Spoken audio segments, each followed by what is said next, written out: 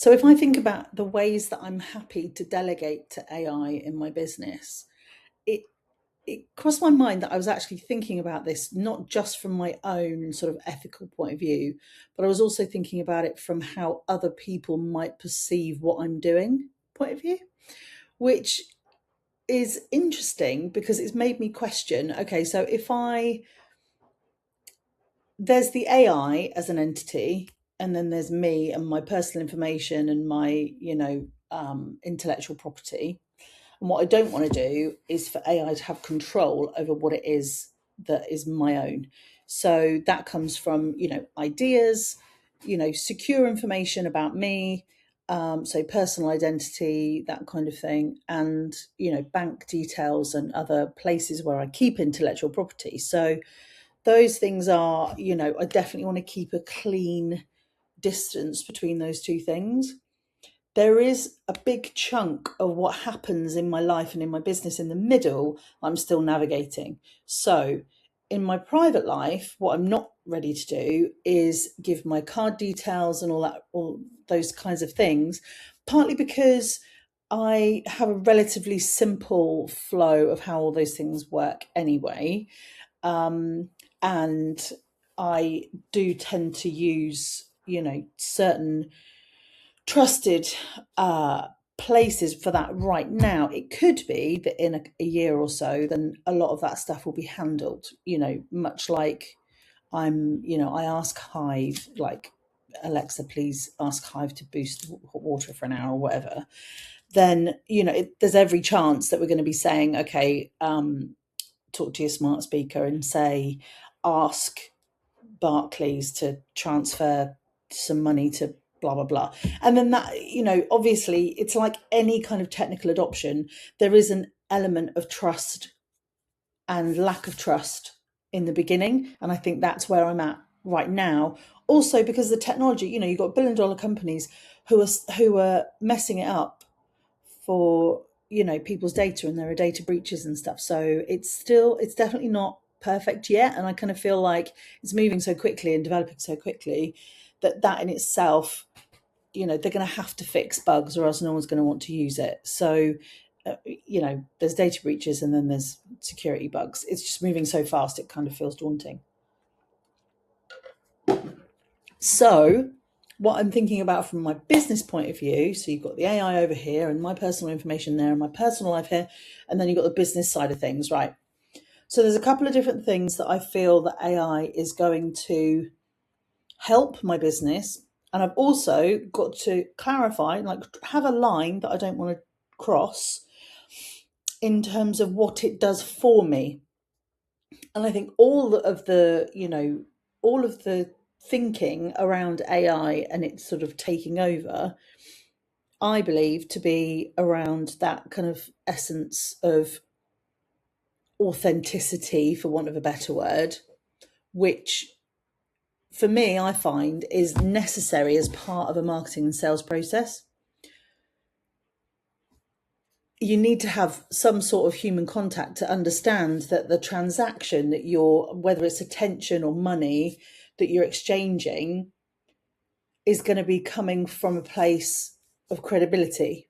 So people's credibility is going to be is like the currency in an AI era, where people are going to have to show workings. They're going to have to demonstrate that they've helped other people before. They're going to have to show that they are capable and, confident and can show up, and all of the things that I think come under the kind of umbrella of like meritocracy. So rather than just, I'd be in a corporate position, and a lot of people, they just show up for 30 years, do a mediocre to okay job, spend a lot of time going for coffee. I mean, I was guilty of it. I won't lie. I strived really hard because I was an entrepreneur in a corporate world, but that's a different story. But every kind of comparison that I make between working for myself and working in corporate comes down to this thing of meritocracy. So I could be brilliant at my job, but then some knobhead is going to, take over and political eyes themselves over and above me to kind of take a promotion from me, or take sides if a boss is being a particular way. There's people basically, and I think there's a lot of inefficiencies as well. So the way that I see, I kind of, the more I go through life now, having worked for myself, the more I despise the inefficiencies of corporate. So AI for me is like, yes, finally, we don't have to spend time doing the things that are inefficient right now. So I've always found little bits of work, like admin, to be draining and repetitive, and surely these can be automated, kind of thing. But then you have to have accountability. So the person that does it then has accountability. Anyway, I've gone down a bit of a rabbit hole with all that corporate stuff. You can tell I'm quite passionate about it. What was my point? My point was, in order to have credibility when you're showing up in your business, at the moment, I think with AI avatars or deep fakes or ads, and you can't tell if the person is real or not, that's not going away. The kind of deep fake twins and stuff are going to get even better. Mine that I've got up on Instagram right now are pretty mediocre because they were done a year ago. Right now, you can be, it's astonishing, the technology, but I don't necessarily think that it's not got a place in business. So my thought on this is, if you've got a message that you want to convey, if I'm using an email, which is technology, and I'm typing it and then it auto corrects me and I'm sending that out, or it gives me a grammatical error or whatever, that's like very, very, very low level artificial intelligence, because it's predicting what I'm going to say, or it's predicting the word, or correcting me in some way. People are now writing emails based on what they've written before, and other sort of automated large language models within those communications, and those communications are one-to-one and are a trusted platform. So for example, if we're taking Outlook, just mail as your tool that you're using, if you've got Copilot speaking into Outlook, you're then trusting Copilot to help you write that email. In addition to that, pieces of work, any work in Word documents, Excel spreadsheets, and all the rest of it, it's starting to sort of penetrate through what's happening in work, if that makes sense. And before too long, I imagine that the adoption of that across the board is going to be more and more and more, to the point where people are there's going to be a tipping point where people say, oh yeah, no, I did this, AI did my PowerPoint slides in 5 minutes, and it be relevant because they've had the ability to think, understand what they want to put in it, get the AI to design it beautifully and get the message across for them, and then review it. And, because my philosophy is think, prompt, think. There's no harm in that. I spent hours and hours and hours on PowerPoint bloody presentations. And so frustrating, because it's like when you first use Canva, you go into this tool and you want to create something that's going to get the message across to the person who's going to be sitting across the table from you, or on the Zoom call or whatever, and you pour over it. And that for me is, if my time is worth £200 an hour, for example, that is not a good use of my time. I felt this the exact same way when I was processing purchase orders or putting through admin or whatever. And God love him, my husband is an admin freak. He's a Virgo, I think it is. Very, very, meticulous, and loves the formula and all that kind of stuff. I couldn't give a shit.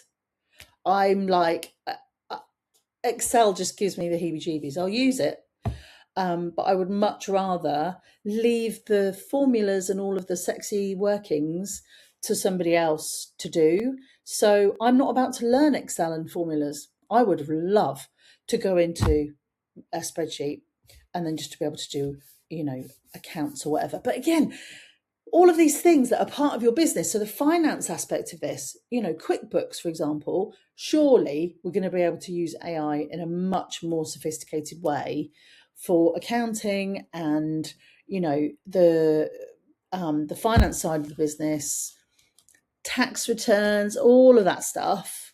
And that again is like, okay, yeah, I feel like in order to trust AI with my information, there needs to be a kind of either a governing body or for there to be a level of trust that I can agree to with the people who have created the AI, right? So what I think is there's going to be a rise in software companies like QuickBooks, for example. This is just an example. I'm not a finance expert. Whereby they are accountable for your personal information that you upload, and their AI that they bake into their QuickBooks system is also going to have a level of responsibility for creating your finances and your accounts. So accountants aren't going away, QuickBooks isn't going away. The AI will be just a layer of efficiency within that system, which will then allow QuickBooks to be better, take less time, be more efficient, do more stuff, and hopefully just relieve everybody with from a little bit of manual to and fro and all that shit that just drives me mad. I just don't want to do it. Right.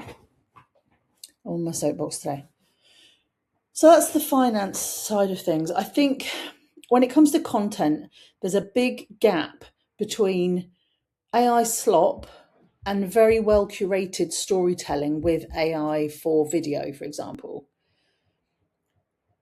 When it gets to the point that it can convey, when AI created videos can get to the point where they can evoke emotion and persuasion to the audience through the video in the same way that a human would, like take Jacob Elordi, for example, Wuthering Heights. There's no way AI could replicate that. There's just no way. There's no way. So what I'm thinking is, what's the purpose of creating content with AI? What's the purpose of creating content in the first place?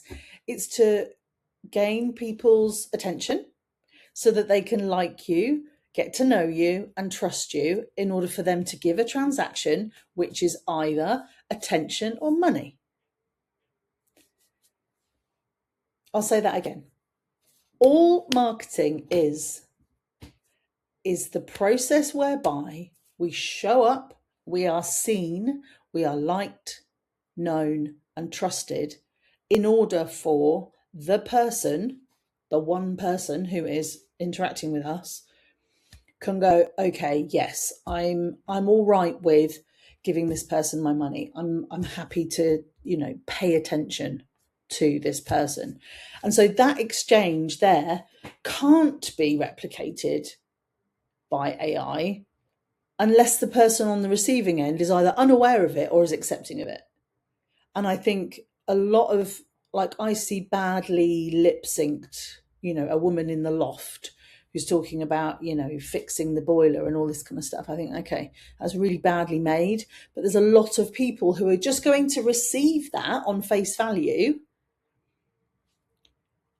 and then take the transaction of, further attention or money.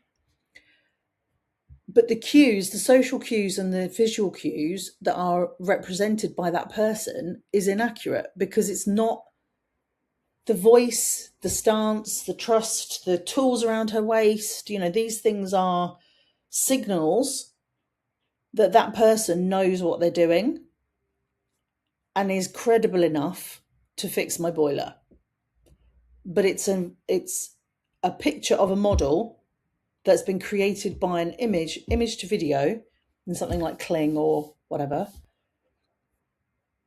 and then somebody's voice has been cloned and they're lip syncing the words that somebody somewhere, maybe in a warehouse or a dark room somewhere, is just writing to make this professional looking woman persuade you to get her to come in and fix your boiler in your home.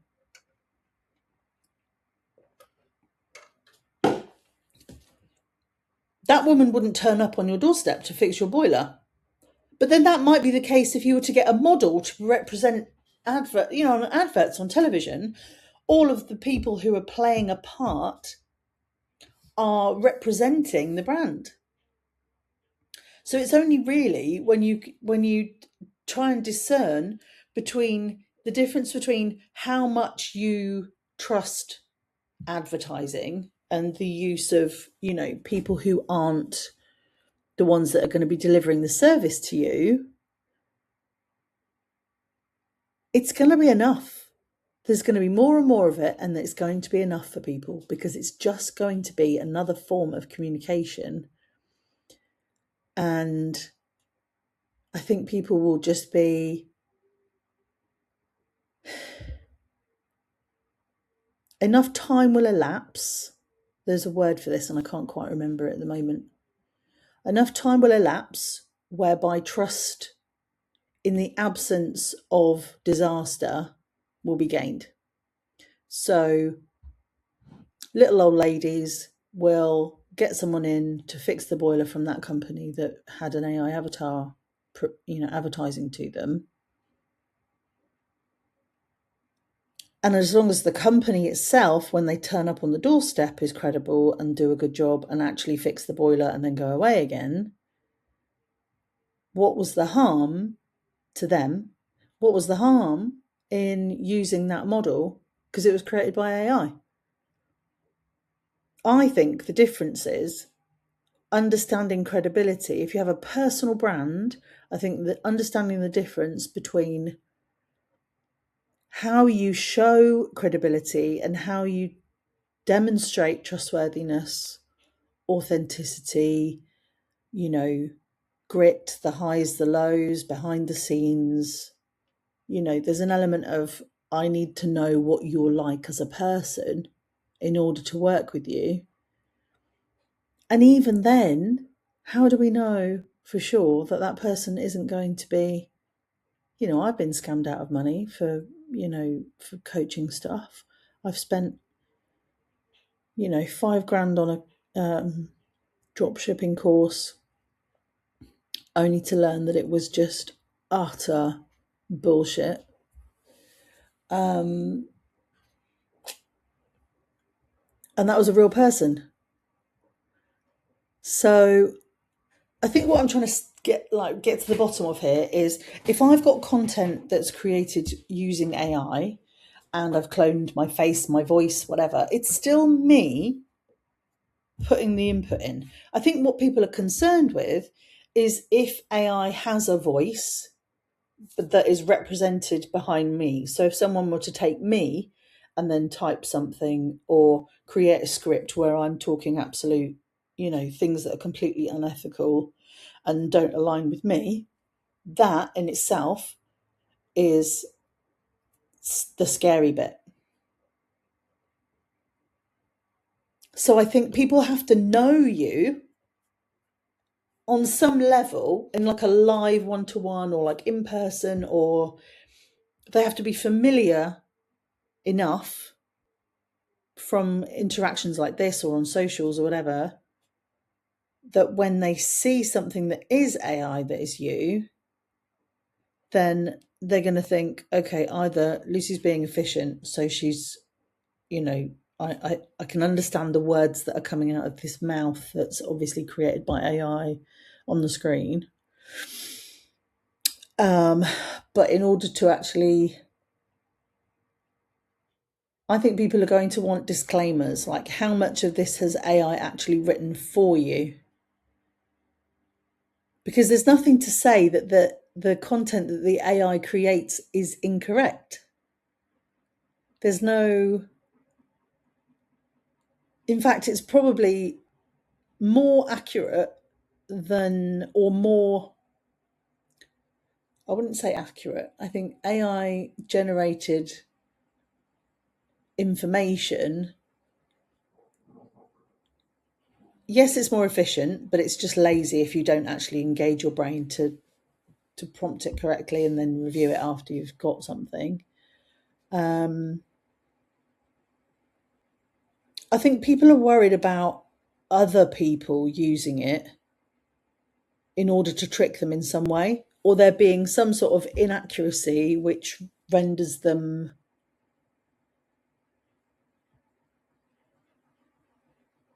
they're lying without intending to. I think that's what it is.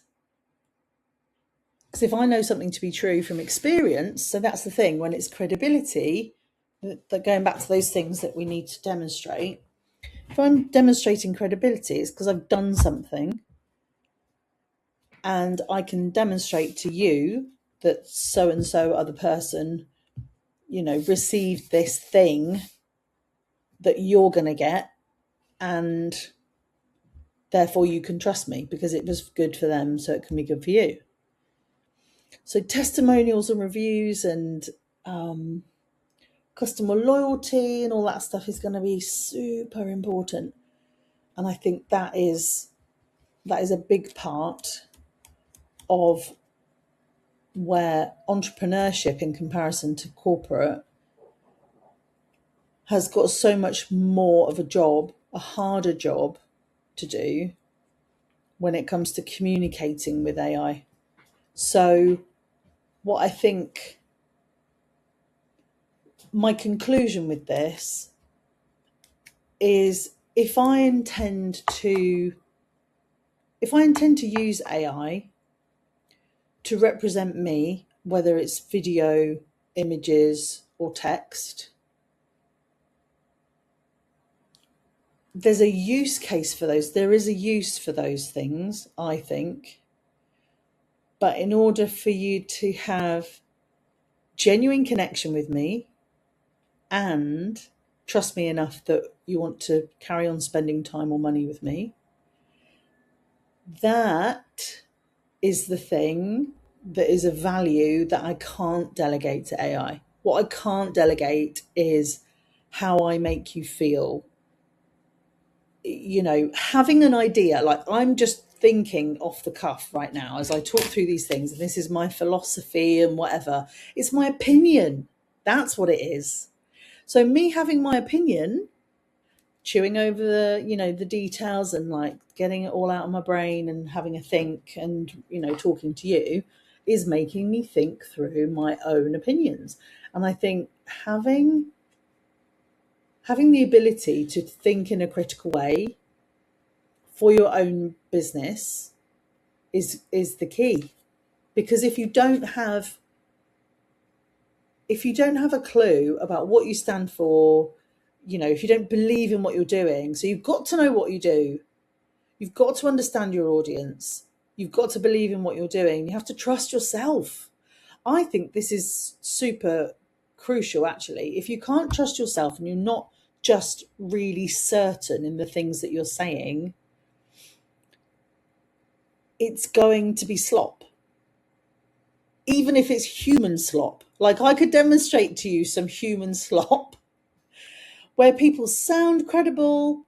Some of the biggest coaches and personal development people in the world, super intelligent, super manipulative.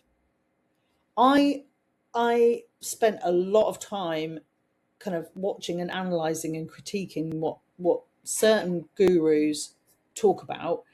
And my light bulb moment was, there's one particular coach,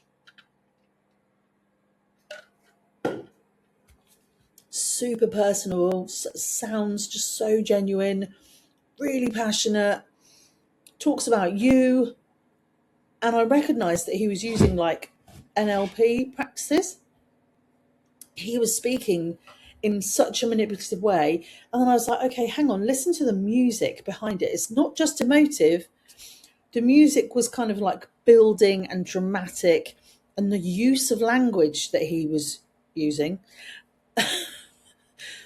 was such that I could tell he was trying to scare you into doing something whilst saying things that sound positive. And that is complicated, I get it. But having watched several of his videos and understanding that actually, yeah, he might be feeding lots of hungry people, I respect that. I think that's great. But if what you're doing in order to get me to pay attention to you is scaring me or manipulating me in a way that is, well, the intention behind that is greed. Even if some of the money that you make is going to, even that in itself, it's not just that that's, a good outcome. That in itself could be the thing that, oh, well, he's going to be feeding the children. I'm not cynical because I genuinely believe that they have had good impact in the world, and I will have good impact in the world. Doesn't necessarily make the intention behind that person's, come into this group and it's only $1 and that dollar will go to the hungry kids.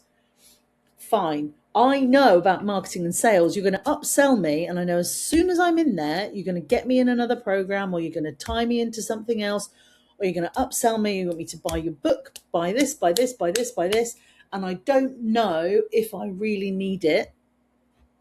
So understanding what you actually need from these transactions. So I think we're going to have to be more savvy as content consumers as well as content creators.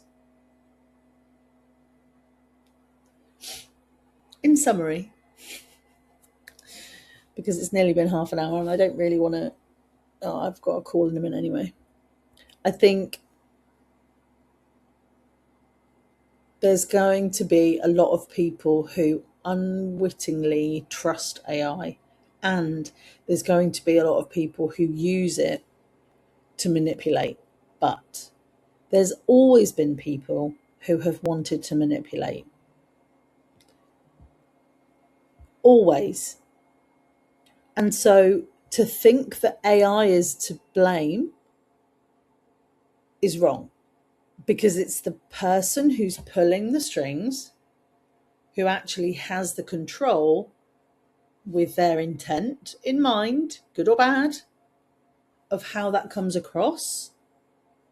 And the blurred line is where does that person ethically fit when they're deciding, oh, this is just a little bit, they're telling, they're either telling or showing an inaccuracy.